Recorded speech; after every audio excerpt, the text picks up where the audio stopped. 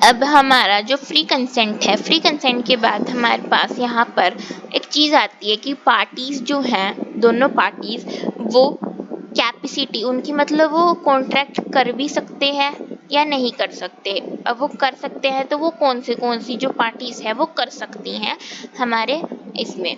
तो अब जो हमारा सेक्शन 11 है, यहाँ पर वो सेक्शन 11 हमें ये बोलती है कि कैपेसिटी टू कॉन्ट्रैक्ट में हमारे पास 3 लोग हैं। फर्स्ट, एज ऑफ मेजोरिटी, जो 18+ हैं वो लोग कॉन्ट्रैक्ट कर सकते हैं। सेकंड, साउंड ऑफ माइंड, जो हमारे सेक्शन 11 में है वो कॉन्ट्रैक्ट कर सकते हैं। और जो डिस्क्वालिफाइड पर्सन बाय लॉ है, जो लॉ ने निकाशित कर दिया है कि मतलब तुम कर ही नहीं सकते, डिस्क्वालीफाई कर दिया है जिन्हें, वो कॉन्ट्रैक्ट नहीं कर सकते। तो यहाँ पर जो सिर्फ 2 लोग हैं, साउंड माइंड और एज ऑफ मेजोरिटी वाले जो पर्सन हैं, सिर्फ वो ही कॉन्ट्रैक्ट कर सकते हैं। अब एज ऑफ मेजोरिटी में देखते हैं हम सबसे पहले एज ऑफ मेजोरिटी।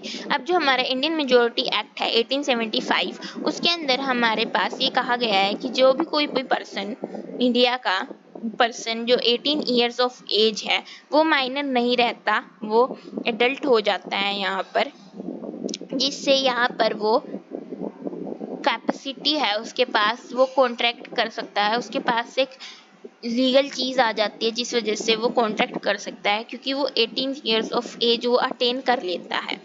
और अगर जो हम माइनर के उस पर देखें, अब एक माइनर है 18 से लेस है, उसके कोई लीगल गार्डियन, उसके पेरेंट्स या फिर उसका कोई लीगल गार्डियन उसके साथ में रहे, मतलब उसके साथ मतलब उसके लिए करे, उसके बेस पर करे, तो यहाँ पर जो माइनर की एज जो है वो बढ़कर, जो उसकी करंट एज है उससे बढ़कर 21 साल हो जाती है, क्योंकि with the help of legal guardian, वो अपने लीगल गार्डियन का ले रहा है, यूज़ कर रहा है, उनके साथ मिलकर कर रहा है। तो यहाँ पर जो उस माइनर की एज है वो यहाँ पर 21 बन जाती है।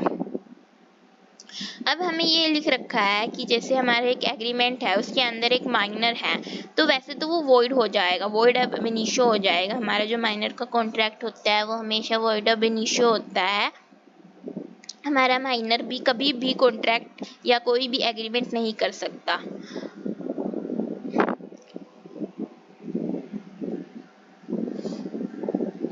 अब इसमें हम देखते हैं, first, minor can be beneficiary. अब अगर जो कोई कॉन्ट्रैक्ट हो रहा है जहाँ पर माइनर को बेनिफिट हो रहा है, मतलब उसको बेनिफिट मिल रहा है, तब वो यहाँ पर हो सकता है। पर यहाँ पर वो बेनिफिट मिलना हो चाहिए उसको, माइनर को, तभी यहाँ पर वो कैपेबल होगा, मतलब उसके लिए बेनिफिट्स मिल रहे हैं उस पर्सन को, तब यहाँ पर वो बेनिफिशियरी कहला सकता है।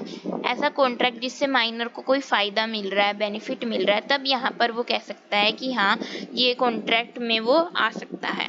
अब नो रेटिफिकेशन, मतलब बाद में उसको कोई बाद में ठीक नहीं कर सकता। अब जैसे माइनर है, उसने अपनी माइनॉरिटी में कोई एग्रीमेंट करा है, वैसे तो वो वॉइड अब इनिशियो है, पर बाद में उसको रेटिफाई नहीं कर सकते। जैसे अब माइनर है, उसने अपनी माइनॉरिटी में कोई कॉन्ट्रैक्ट करा है, बाद में वो 1 साल बाद वो यहाँ पर मेजर हो जाता है, पर वो उस कॉन्ट्रैक्ट को रेटिफाई नहीं कर सकता कि पहले मैं माइनर था, अब मैं मेजर हो गया हूँ, तो अब मैं वही वाला कॉन्ट्रैक्ट दोबारा करना चाहता हूँ, मतलब उस कॉन्ट्रैक्ट को रेटिफाई ठीक करना चाहता हूँ। तो यहाँ पर वो उस कॉन्ट्रैक्ट को दोबारा ठीक नहीं कर सकता। यहाँ पर जो माइनर है उसे यहाँ पर एक न्यू कॉन्ट्रैक्ट बनाना पड़ेगा, वो पुराने वाले कॉन्ट्रैक्ट को अप्रूव नहीं कर सकता। नेक्स्ट है हमारा लाइबिलिटीज फॉर नेसेसरीज। अब यहाँ पर जो, इससे पहले हम एक चीज देखते हैं कि जैसे अब एक माइनर है वो अपनी एज छुपाता है, मतलब किसी कॉन्ट्रैक्ट में वो झूठ बोलता है, तो यहाँ पर माइनर को वो जो भी उसने बेनिफिट लिए हैं उसको वो रिस्टोर करने पड़ेंगे, restore back to the parties, उसे वो देने पड़ेंगे। अगर माइनर अपनी एज नहीं छुपाता और सामने वाली पार्टी को पता है ये माइनर है और फिर भी वो उसके साथ कॉन्ट्रैक्ट करता है, तब यहाँ पर जो वो माइनर है वो लाइबल नहीं होगा, क्योंकि वो जानता है कि वो एक पर्सन है, जो वो माइनर है, वो यहाँ पर जो बेनिफिट्स हैं वो रिस्टोर बैक नहीं करने के लिए उसको लाइबल कहा जाता है। अगर जो वो जानबूझकर झूठ बोलकर यहाँ पर करता है, तब यहाँ पर उसको जो रिस्टोर है उसको वो रिस्टोर बैक करना पड़ेगा। जो बेनिफिट उसने रिस्टोर करे, जो बेनिफिट उसने लिया है उसको उस पार्टीज को रिस्टोर करने पड़ेंगे।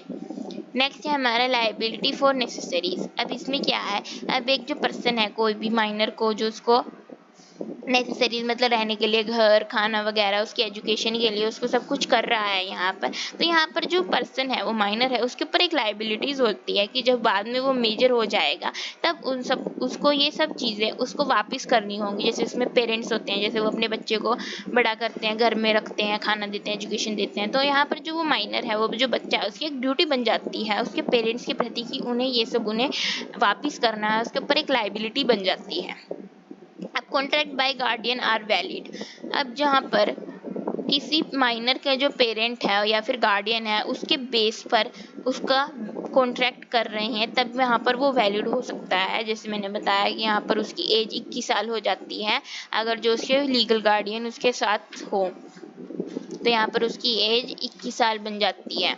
इसकी पर दो कंडीशंस हैं, जो है कि जो माइनर के पेरेंट है या फिर जो उसका लीगल गार्डियन है वो कॉम्पिटेंट हो, मतलब उनकी एज 18 प्लस होनी चाहिए, और जो कॉन्ट्रैक्ट है, जो कॉन्ट्रैक्ट जिस वजह से किया जा रहा है, वो कॉन्ट्रैक्ट माइनर के बेनिफिट के लिए होना चाहिए।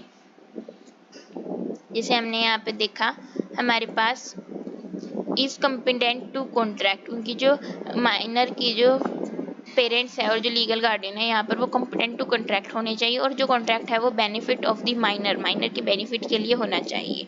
नेक्स्ट है हमारा माइनर पार्टनर। माइनर पार्टनर में हम देखते हैं कि जो हमारा सेक्शन 30 है पार्टनरशिप एक्ट 1932 का, इसमें कहा जा सकता है कि एक माइनर है वो एक पार्टनर तो नहीं बन सकता किसी फर्म का, बट वो प्रॉफिट के लिए आ सकता है, मतलब किसी उससे प्रॉफिट मिले, जैसे कुछ भी करे वो यहाँ पर, तो वो यहाँ पर प्रॉफिट को इनटेक कर सकता है, पर जो डिसीजंस है वो माइनर बिल्कुल नहीं दे सकता। यहाँ पर वो as a partner, profit partner तो बन सकता है, बट एज ए पार्टनर नहीं बन सकता एक फर्म का, चाहे सारे जो पार्टनर्स हैं उस फर्म के वो राजी भी रहें। तो यहाँ पर सिर्फ वो प्रॉफिट के अंदर ही पार्टिसिपेट कर सकता है, उसको प्रॉफिट मिल सकते हैं उस फर्म के, पर वो उस फर्म का पार्टनर नहीं बन सकता ड्यूरिंग हिज माइनॉरिटी। जब वो मेजर हो जाएगा तब यहाँ पर वो पार्टनर बन सकता है।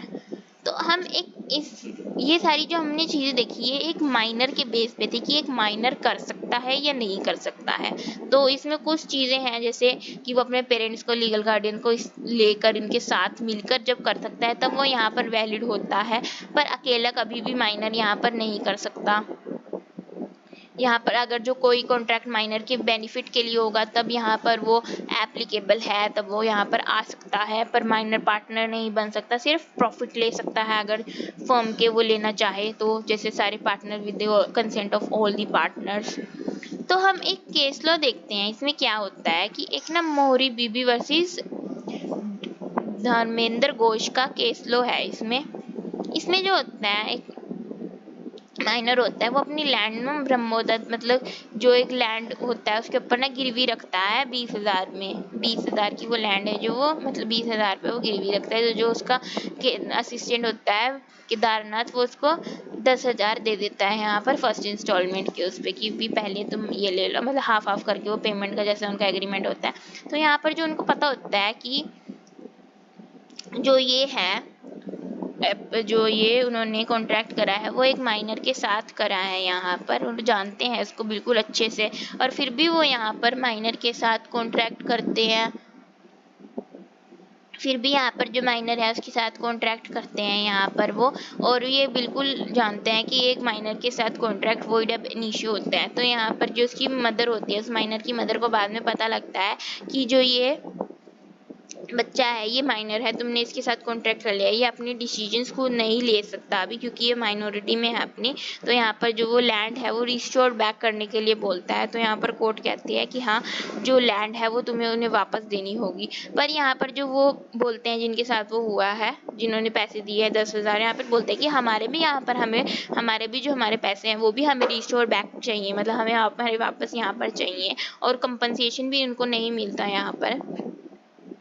कोर्ट यहाँ पर ये कहती है कि आप जानते हैं कि जो आपने जिसके साथ कॉन्ट्रैक्ट करा है वो एक माइनर है, जिस केस में आपको आपकी जो आपने जो सर्विसेज मतलब आपने जो बेनिफिट्स दिए हैं वो आपको रिस्टोर नहीं होंगे। ये बेनिफिट्स जो हैं वो माइनर रखेगा अपने पास, क्योंकि आप जानते हैं कि आपने कॉन्ट्रैक्ट करा एक माइनर से, जिससे यहाँ पर उनको वो 10,000 यहाँ पर नहीं मिलते।